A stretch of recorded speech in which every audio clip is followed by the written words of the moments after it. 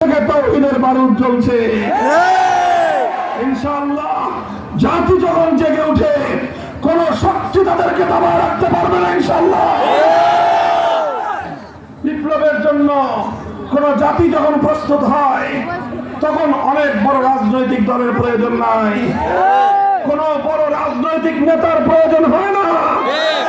জুলাই আগস্টের বিপ্লব বাংলাদেশকে দেখিয়ে দিয়েছে তরুণ ছাত্র জনতার নেতৃত্বে 15 বছরের ভারতীয় সেবাদাসী স্বৈরাচারী যুগের ফেরাউনি শক্তি নব্য বাকশালী শেখ হাসিনা বাংলার মাটিতে থাকতে পারে না।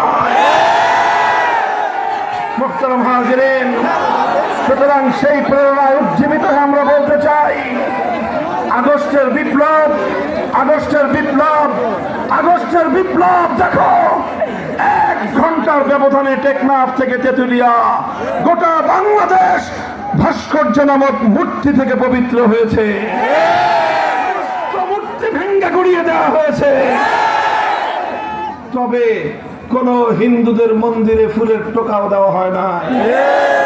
হিন্দুদের তাদের ধর্মীয় কোন প্রতিমার গায়ে কেউ আঘাত করে নাই, কোন প্রতিমা ভাঙচুর হয় নাই।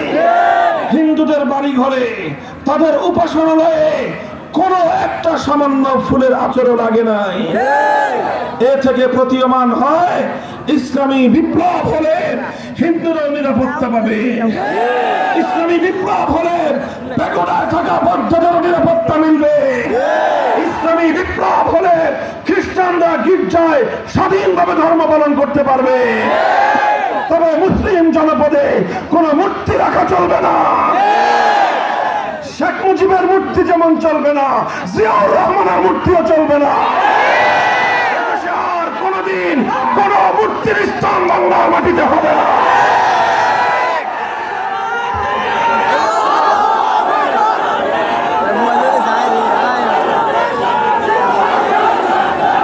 আমি আপনাদেরকে আখেরি প্রশ্ন করতে চাই, আখেরি পয়গাম রাখতে চাই।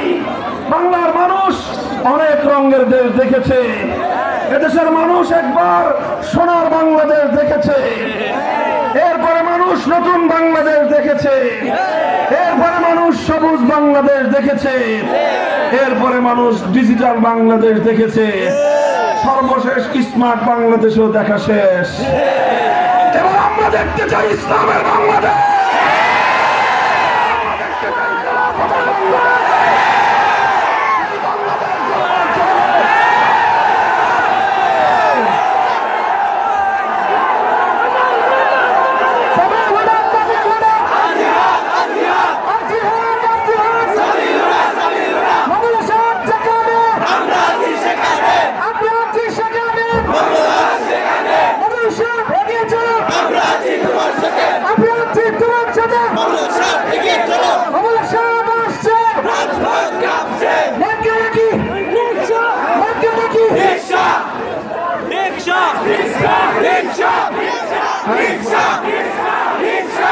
আমি আপনাদেরকে নিষেধ করেছি মাহফিলে কোন দলীয় স্লোগান হবে না, মাহফিলে কোন দলীয় প্রতীকের স্লোগান দিবেন না।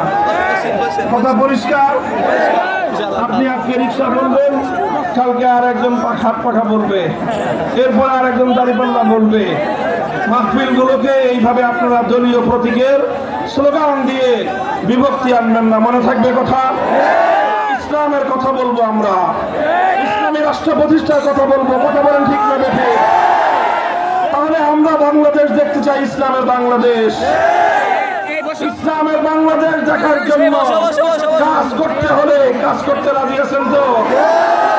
মনে রেখেন, শুধু স্লোগান দিয়ে ইসলামের বিপ্লব হবে না, শুধু বক্তব্য দিয়ে ইসলামের বিপ্লব হবে না।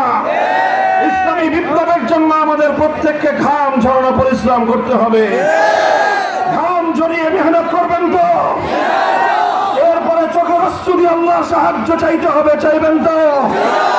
আমার অশ্রু দিয়ে যখন বিপ্লবের জন্য মাটি উর্বর হবে, শহীদি ঈদগাহে জমায়েত হতে হবে বুকের তাজা রক্ত দেওয়ার জন্য, আল কোরআনের রাজ করতে, ইসলামী বিপ্লব করার জন্য শহীদি ঈদগাহে রক্ত দিতে কারা যাবে?